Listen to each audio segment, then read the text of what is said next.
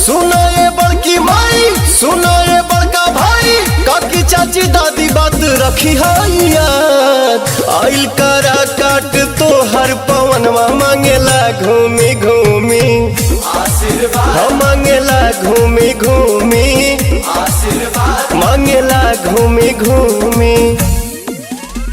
काराकाट की जनता जिंदाबाद, जिंदाबाद जिंदाबाद, पवन भैया जिंदाबाद, जिंदाबाद जिंदाबाद।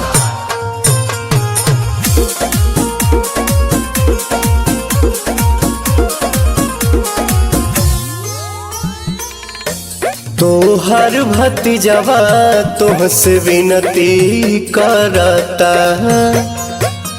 अपौआ पे तोहरा अपन सिरवा धरता। और सुनी लागल बाटे मन में लगनिया, धरम रखे हर बड़ा के बहनिया। सुना ये मामी मौसी, सुना ये संगी साथी, हो जाए हमारा पसाभे दयाल। आइल बा वोट मांगे तो हर पवनवा मांगेला घूमी घूमी आशीर्वाद, मांगेला घूमी घूमी आशीर्वाद, मांगेला घूमी घूमी।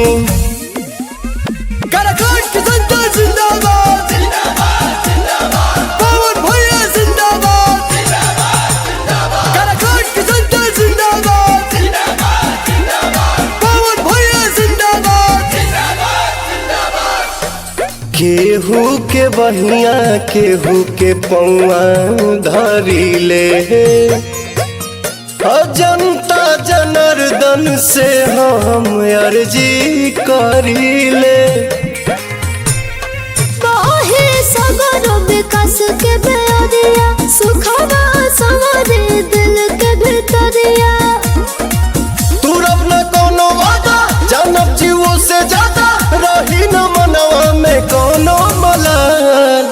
आइल करा काट तो हर पवनवा मांगेला घूमी घूमी आशीर्वाद, मांगेला घूमी घूमी आशीर्वाद, मांगेला घूमी घूमी।